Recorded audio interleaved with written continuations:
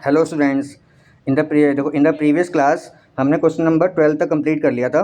Question number एक बार हम फिर से रिवाइज करते हैं, ठीक है। क्वेश्चन नंबर 7 से करते हैं। सी क्वेश्चन नंबर 7 है हमारा 3 into 3 ऑर्डर की मैट्रिक्स है 1 2 3 0 2 4 ये गिवन है। तो देखो पहले एडजॉइंट ऑफ ए कैसे निकालते हैं। सारे कोफैक्टर्स लिखने हैं C11 C12 C13 C21 C22 C23 C31 C32 C33 सारे कोफैक्टर्स को लिख लो।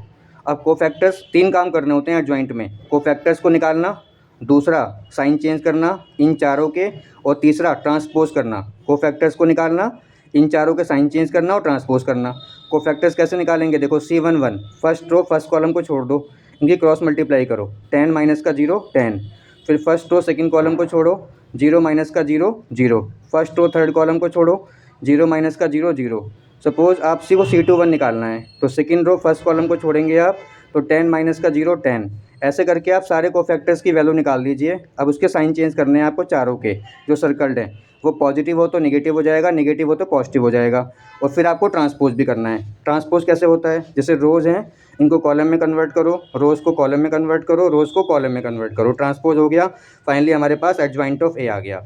तो क्वेश्चन नंबर 5 से क्वेश्चन नंबर 11 के अंदर एक्सरसाइज 4.5 चल रही है, इसमें हमें केवल इन्वर्स निकालना था।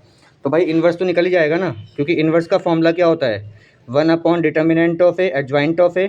तो 1 upon determinant of A, determinant of A की वैल्यू आप निकाल लोगे, वही जो हम करते हैं।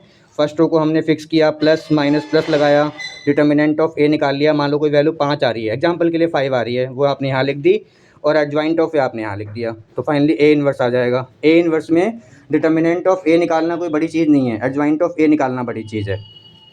Now we come to question number 13। A given है और हमें ए स्क्वायर माइनस का 5a plus 7i equal to 0 prove करना है। आप प्रूव कर लोगे इसको, उसमें कोई दिक्कत नहीं है। पहले आपने ए स्क्वायर निकाला, फिर 5 की मल्टीप्लाई ए में करी हर एक एलिमेंट में, 7 की मल्टीप्लाई आइडेंटिटी मैट्रिक्स में करी, इक्वल टू 0 किया, वो हमारा पास प्रूव हो गया। अब इसको बेसिकली हमें यहाँ से ए इन्वर्स निकालना है। तो ए इन्वर्स निकालने के लिए पूरी इक्वेशन में हम क्या करेंगे बच्चों, ए इन्वर्स से मल्टीप्लाई कर देंगे पूरी इक्वेशन में। A inverse into A square minus का 5 into A inverse plus 7 A inverse into I equal to 0। देखो ए इंटू ए इन्वर्स क्या हो जाएगा, आई, तो आई इंटू ए, जब ए इन्वर्स से मल्टीप्लाई करेंगे तो ए इंटू ए इन्वर्स तो आई हो गया, आई इंटू ए कितना हो गया, ए, है ना। आई की मल्टीप्लाई किसी में करेंगे तो वो सेम मैट्रिक्स बनेगी। ए माइनस का 5i plus 7 A inverse equal to 0, 7 A inverse is equal to 5i minus का A inverse is equal to 1/7 5i minus A inverse is equal to 1/7 5i, मतलब 5 इंटू आइडेंटिटी मैट्रिक्स। तो 5005 minus का matrix A जो question में given है, बस उसको minus कर लिया मैंने, ए इन्वर्स आ गया। तो ए इन्वर्स निकालने के हमारे पास 3 तरीके हैं। एक है formula method 1 upon determinant of A adjoint of A, दूसरा है हमारे पास इक्वेशन मेथड मल्टीप्लाई करना दोनों साइड में, और तीसरा हमारे पास अब है नहीं, वो कोरोना के बाद ख़त्म हो गया, उसको बोलते हैं elementary transformation method, ETM method, ठीक है। तो एलिमेंट्री ट्रांसफॉर्मेशन मेथड बहुत लेंथी मेथड था, बहुत डिफिकल्ट मेथड था, वो कोरोना के बाद ख़त्म कर दिया गया है। अब केवल 2 मेथड बचे हुए हैं, और मान लो हमें चेक करना है कि ए इन्वर्स का आंसर करेक्ट है या रॉन्ग है। तो चेक कैसे करेंगे, हमारे पास फॉर्मूला होता है A inverse is equal to 1 upon determinant of A adjoint of A. तो डिटर्मिनेंट ऑफ ए निकालेंगे इसका ऐसे क्रॉस मल्टीप्लाई से, है ना, 6 माइनस माइनस 1 प्लस 7, तो 7 आ गया। और एडजॉइंट ऑफ ए सिखा रखा है मैंने आपको 2 इंटू 2 का शॉर्टकट तरीके से। फर्स्ट डायगनल को आप एक्सचेंज कर दो, तो 2 और 3, सेकेंड वाले के साइन चेंज कर दो, तो दैट इज़ -1 और 1। अब आप चेक करो आंसर, 1/7 सेम है, 2 माइनस 1 1 3 सेम है। अब आ जाओ आप नेक्स्ट पे। अब सारे क्वेश्चन अपने आप कर लेना। क्वेश्चन नंबर 13 ऐसी है, 13 ऐसी होगा। 14 में ए और बी की वैल्यू निकालनी है। क्वेश्चन नंबर 12 में प्रूव करना है कि ए बी का inverse is equal to B inverse A inverse, वो आप कर लोगे। पहले ए बी की मल्टीप्लाई करना, फिर जो मैट्रिक्स बनेगी उसका इन्वर्स निकालना फॉर्मूले से, और फिर आप राइट हैंड साइड में बी का इन्वर्स निकालना, फिर ए का इन्वर्स निकालना, दोनों की मल्टीप्लिकेशन करना। आप क्या देख रहे होगे, दोनों सेम आंसर आएंगे भाई, प्रूव हो जाएगा, ठीक।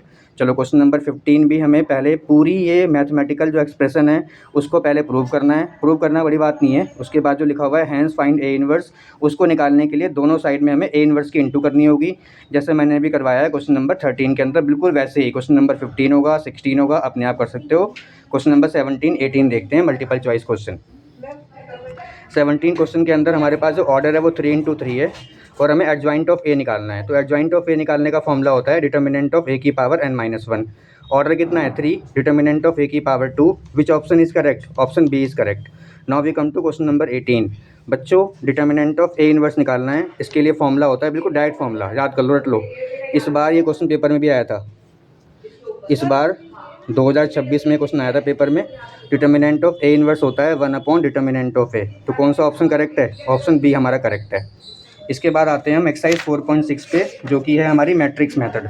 देखो इसमें क्वेश्चन पढ़ो ध्यान से। इसमें लिखा हुआ है examine the consistency of the system of equations. जैसे हमारे पास ये पहली इक्वेशन है, मैट्रिक्स मेथड है, x + 2y = 2, 2x + 3y = 3।